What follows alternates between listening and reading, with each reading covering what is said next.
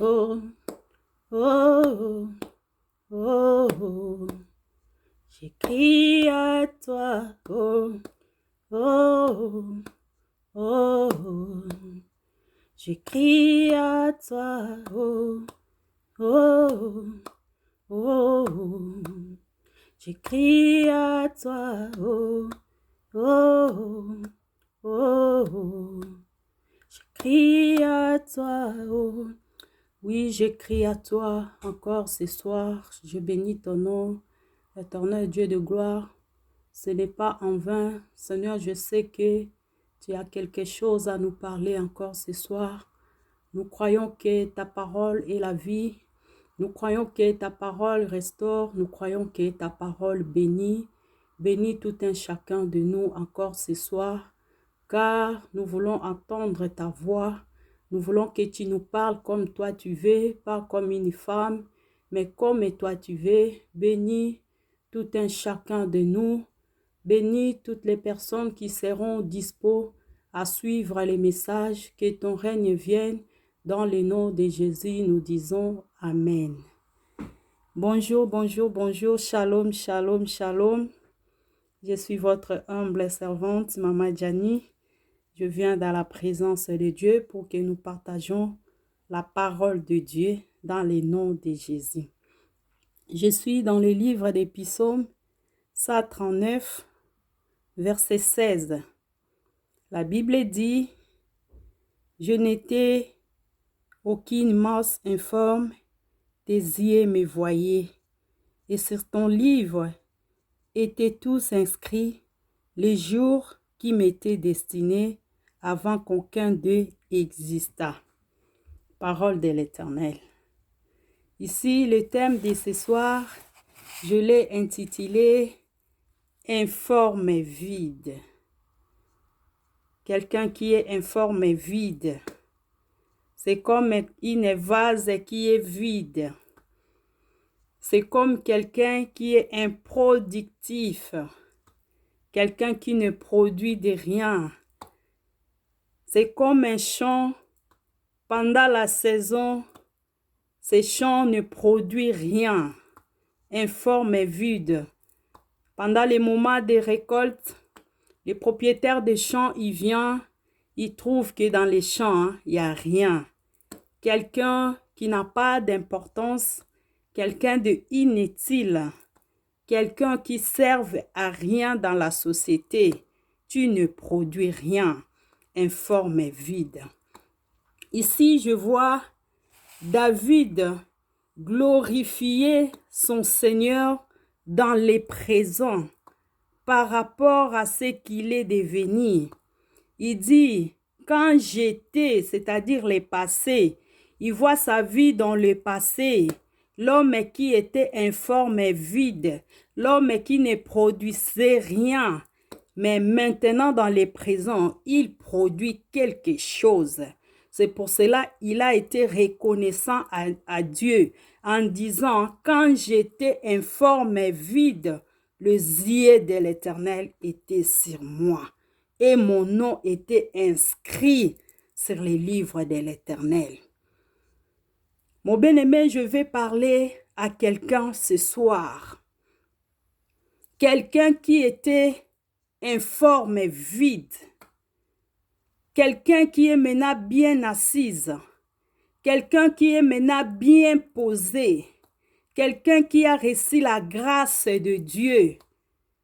Mais la personne a abandonné la présence de Dieu. La personne n'est plus reconnaissant à ses dieux. La personne croit que la bénédiction est venue de ses efforts. Laisse-moi te dire, rien ne pourrait arriver à nos efforts. Rien ne pourra arriver à nos sacrifices si ce n'est que la grâce de Dieu. La Bible nous dit, qu'est-ce que tu as donné à Dieu? Qu'est-ce que tu as fait à Dieu pour que Dieu te donne des retours? Ce n'est qu'une grâce. Par cette grâce, nous sommes obligés de glorifier l'Éternel. Nous sommes obligés d'élever Dieu, de ne pas oublier le bienfait de l'Éternel. Il faut que cela vienne automatique, qu'à chaque instant, que nous glorifions l'Éternel, que nous disons les bienfaits de Dieu, c'est que je suis devenu grâce à Dieu. Soyons reconnaissants, mon bien-aimé. Combien de gens abandonnent Dieu? Combien de gens qui étaient des serviteurs ou servantes au Congo, mais ici, ils ne veulent plus servir Dieu parce que l'homme a tout gagné. Combien de gens viennent à l'église en retard? Combien de gens critiquent l'évangile? Combien de gens ils se sont donnés aux choses de ce monde? Parce que l'homme a tout réussi. Parce que l'homme a tout gagné.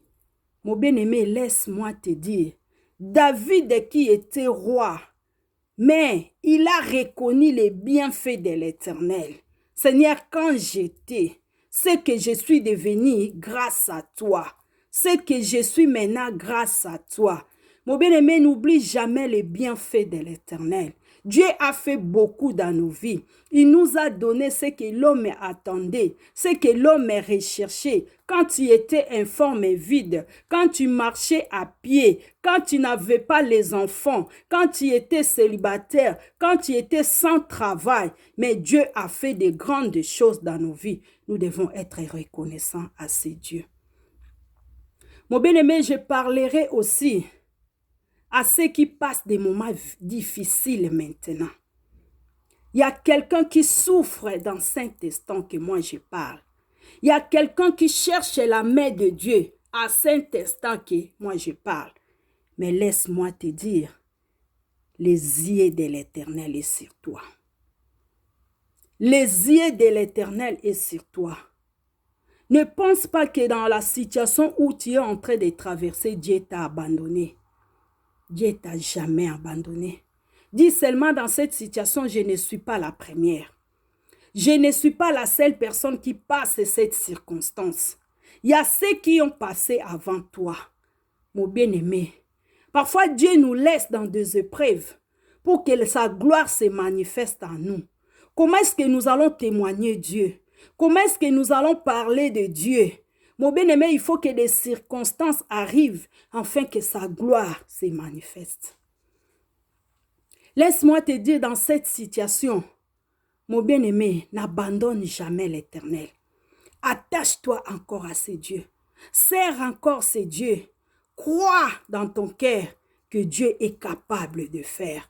S'il a fait dans la vie de Maman Djani, s'il a transformé la vie de quelqu'un, mon bien-aimé, il est capable aussi de faire dans ta vie. C'est les choses nous devons croire. C'est les choses nous devons avoir la foi. Mon bien-aimé, quand tu as la foi, tu crois que la bénédiction est réelle. Tu crois dans ton cœur que le miracle est réel.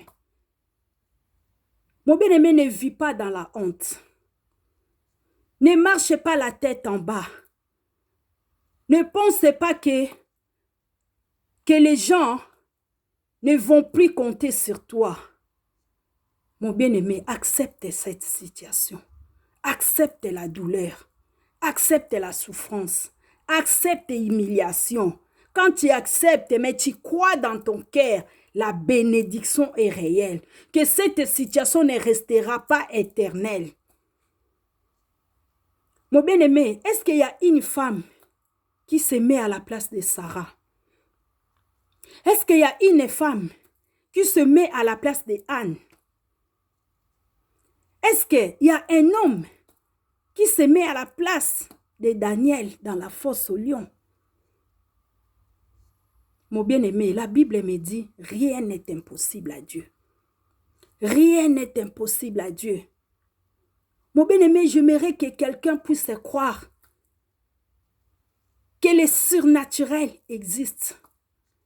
Que le surnaturel est possible. La Bible me dit, les paupières de l'Éternel sont sur toi. Les paupières de l'Éternel sont sur toi. Dans cette souffrance, l'œil de l'Éternel est sur moi. Dans cette situation que je suis en train de traverser, dans des moments difficiles, l'œil de l'Éternel est sur moi. Mon bien-aimé, pensons comme David. Soyons comme David. Quand l'œil de l'Éternel est sur toi, mon bien-aimé, Dieu ne t'abandonnera pas. Il fera. Parce qu'il a dit, il accomplira. Mon bien-aimé, quand je lis dans les livres des Luc, si nous pouvons les lire ensemble.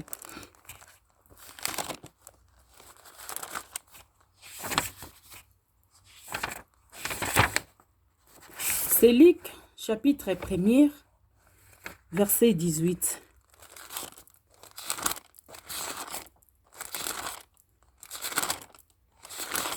Lisons la parole au nom de Jésus. Luc 1, 18, la Bible dit, Zacharie dit à l'ange, « À quoi reconnaîtrai-je cela? C'est là, car je suis vieux et ma femme est avancée en âge. L'ange lui répondit, « Je suis Gabriel, je me tiens devant Dieu. J'ai été envoyé pour te parler et pour t'annoncer cette bonne nouvelle. » Mon bien-aimé, Dieu a envoyé son ange pour te parler. Dans ces temps, je ferai un miracle pour toi. Mon bien-aimé, Dieu, c'est un Dieu des temps. Dieu, c'est un Dieu des temps. Personne ne connaît les temps de Dieu. Ce qu'il a dit dans la vie de quelqu'un, il le fera. Il le fera. Mon bien-aimé, Zacharie a demandé un signe de temps. À quoi reconnaîtrai-je cela? Mon bien-aimé, parfois Dieu nous montre les signes. Mais nous n'arrivons pas à saisir les signes de Dieu. Parce que nous passons dans la distraction. Mon bien-aimé, quand tu lis la Bible, tu vas voir tous les serviteurs qui ont marché avec Dieu. Dieu les a parlé par les signes. Comment cela se fera-t-il? C'est un Dieu du temps. Mon bien-aimé, saisissons les signes de Dieu. Saisissons les temps de Dieu. Quand Dieu te parle dans un songe, quand Dieu te parle dans la voix audible, tu dois saisir les signes. Car ces signes-là, c'est ça qui te prépare dans la destinée. C'est les signes qui te fera rentrer dans la promesse de Dieu. Mais combien de fois nous avons abandonné les signes de Dieu? Combien de fois nous avons abandonné les temps de Dieu? Saisissons les temps, saisissons les signes. Ce sont des signes qui nous préparent dans le royaume des cieux. Marie a demandé à l'ange, comment cela se fera-t-il? Et kosala malolenge nini. Mon bien-aimé, Dieu c'est un Dieu. Dieu c'est un Dieu. S'il a enlevé l'opprobre d'Élisabeth, il enlèvera ton opprobre. Il enlèvera la honte qui est en toi. Élisabeth a dit, je n'ai rien fait. Je n'ai rien donné. C'est la grâce de l'Éternel. L'Éternel a jeté son œil sur moi. L'Éternel a jeté son œil sur moi. Mon bien-aimé, quand l'œil de l'Éternel est sur toi, il enlèvera l'opprobre. Mon bien-aimé, aujourd'hui, tu n'arrives plus à sortir. Aujourd'hui, tu n'arrives plus à parler. Aujourd'hui, même si on t'invite, tu ne veux plus aller parce que tu vis dans l'opprobre. Mon bien-aimé, l'homme pense toujours qu'est-ce que les gens pensent à propos de moi. Qu'est-ce que les gens parlent derrière mon dos? Mon bien-aimé, que les gens parlent ou pas, cela ne changera pas le plan de l'Éternel dans ta vie. Que les gens disent le mal de toi, cela ne changera pas le plan de l'Éternel dans ta vie. Car l'homme ne peut rien faire dans ta vie. Car le plan de l'Éternel est déjà établi. Ce qu'il a dit, il le fera. S'il a enlevé l'opprobre d'Élisabeth dans la vieillesse, mon bien-aimé, il est capable. Jusqu'aujourd'hui, le miracle existe encore. Jusqu'aujourd'hui, Dieu fait encore de grandes choses. Il les fera. Il jettera son œil sur toi. Et ton nom sera écrit dans les livres de l'Éternel. On parlera de toi, mais tout dépend de toi. Comment est-ce que tu vis la chose? Comment est-ce que tu expérimentes ta douleur, ta souffrance? Est-ce que tu crois que le miracle est possible? Mon bien-aimé, le surnaturel existe encore. Le surnaturel existe encore. Il faut que ta prière monte vers le Seigneur. Il faut que ta foi monte vers le Seigneur. Mon bien-aimé, la Bible me dit, Élie, il était l'homme comme vous et moi. Élie, il était l'homme comme vous et moi. La Bible me dit, la pluie n'est tombée plus pendant 3 ans et demi. Pendant 3 ans et demi. Mais Élie, il a dit, j'ai entendu l'écho. J'ai entendu l'écho. Il a entendu l'écho de l'Éternel. Il est descendu dans l'eau. Il a dit à Élisée, viens, on va descendre dans l'eau. Ça a été un signe que Dieu a utilisé afin que la pluie puisse tomber. La Bible dit quand il a vu de l'eau, il a fixé de l'eau, il a prié. Il voit de l'eau monter comme la nuage vers l'Éternel. Et il a dit, je vis un signe. La Bible dit, la pluie tomba. Mon bien-aimé, ce Dieu n'a pas changé. Il est seulement pas le Dieu d'Élie. Il est aussi ton Dieu. Mon bien-aimé, il faut que tu sois en colère quand les choses ne changent pas dans ta vie. Manifeste la colère, insiste sur la chose, fixe ton regard vers la chose, sois concentré sur la chose. Et ton Dieu fera. Il les fera. Il les fera. Mon bien-aimé, tu parleras comme David quand j'étais informe et vide. Mon bien-aimé, quand tu es informe et vide, qui peut te considérer? Tu seras un homme sans valeur. Quand il y a des réunions de famille, on ne peut même pas te consulter. On ne peut même pas t'appeler. Qu'est-ce que toi tu vas dire? Même tu es l'aîné de la famille, quand tu n'as rien, mon bien-aimé, tu perds l'autorité. Tu perds la valeur. Tu es une femme sans valeur parce que tu n'as rien. Tu es une femme du rien du tout parce que tu n'as pas donné les enfants à la belle famille. On ne te considère pas. Quand tu es invité, tout le monde te montre les doigts. Mon bien-aimé, tu dois avoir la colère. Tu dois avoir la colère en priant. Il faut que ta prière monte comme la nuage d'Élie. Il faut que ta prière touche les trônes de Dieu. Il faut que ta prière monte vers le ciel afin que l'oracle de l'Éternel tombe.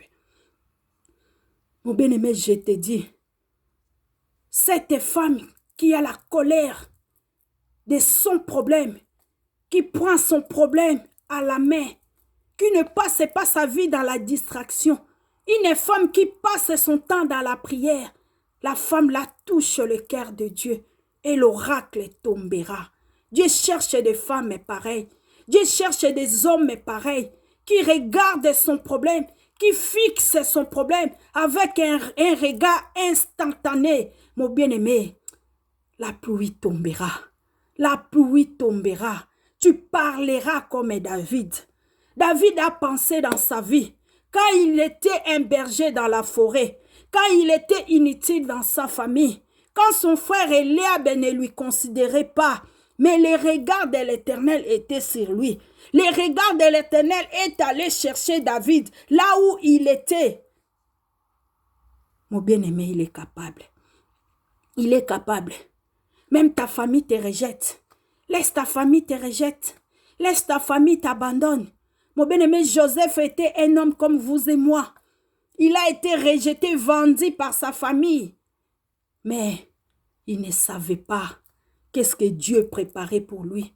Même si on te rejette aujourd'hui, si Dieu a un plan pour toi, mon bien-aimé, laisse-moi te dire, ce Dieu fera. Ce Dieu fera. Il ne va pas dépendre de ta famille. Il ne va pas dépendre de ton oncle. Il ne va pas dépendre de tes frères, tes sœurs.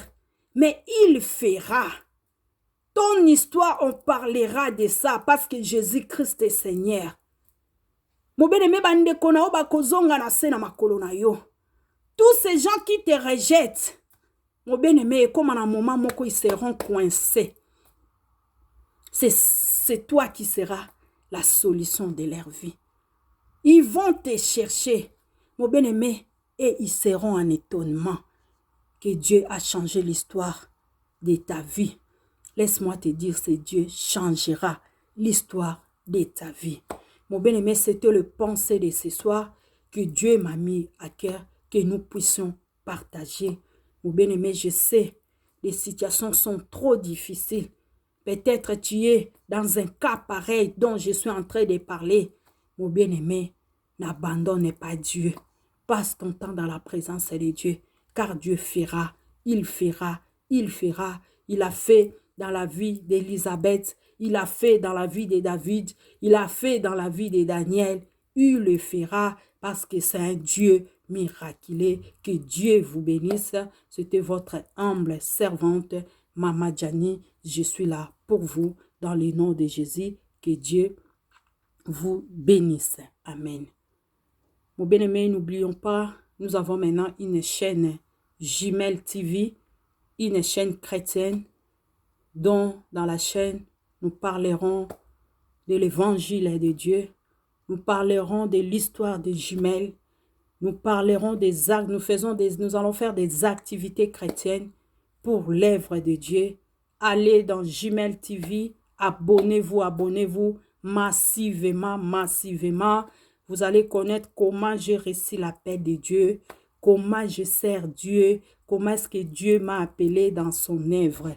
Là-bas, vous allez connaître toutes ces choses. Que Dieu vous bénisse. Amen.